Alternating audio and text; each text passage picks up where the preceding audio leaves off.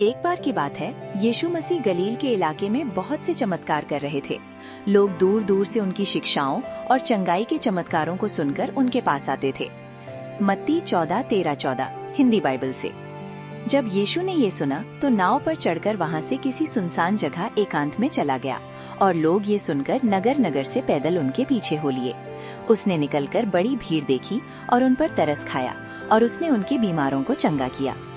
यीशु थोड़ा अकेले में रहना चाहते थे, लेकिन भीड़ ने उन्हें देख लिया। लोग पैदल ही उनके पीछे चल पड़े। जब यीशु नाव से उतरे तो हजारों लोग वहाँ इंतजार कर रहे थे। यीशु का दिल उन पर पिघल गया। वे दिन भर उनके बीमारों को चंगा करते रहे और परमेश्वर की बातें सिखाते रहे। सांझ होने लगी। चेले चिंतित होकर यीशु के पास आए। मत्ती 14:15-16। जब सांझ हुई तो उसकी चेलों ने उसके पास आकर कहा, ये तो सुनसान जगह है और देर हो रही है। लोगों को विदा किया जाए कि वे बस्तियों में जाकर अपने लिए भोजन मोल लें। यीशु ने उनसे कहा, उनका जाना आवश्यक नहीं, तुम ही इन्हें खाने को दो। चेले हैरान हो गए। मत्ती 14:17। उन्होंने उससे कहा, यहाँ हमारे पास 5 रोटी और 2 मछलियों को छोड़ और कुछ नहीं है। तब यीशु ने कहा, उन्हें मेरे पास लाओ।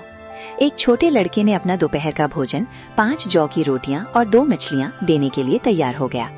यूहन्ना 6:8-9 संदर्भ।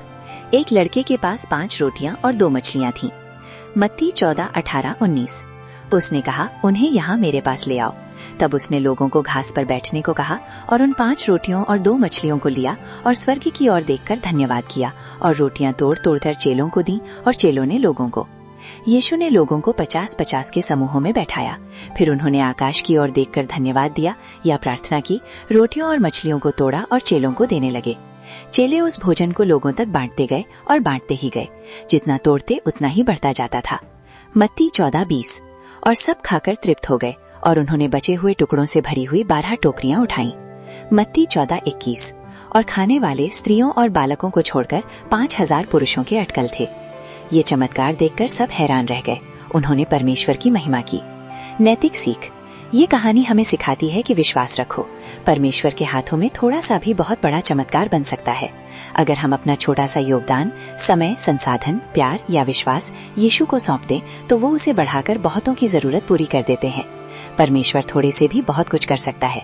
जैसा कि बाइबल कहती है, यीशु ने कहा, तुम ही इन्हें खाने को दो, और फिर चमत्कार हुआ।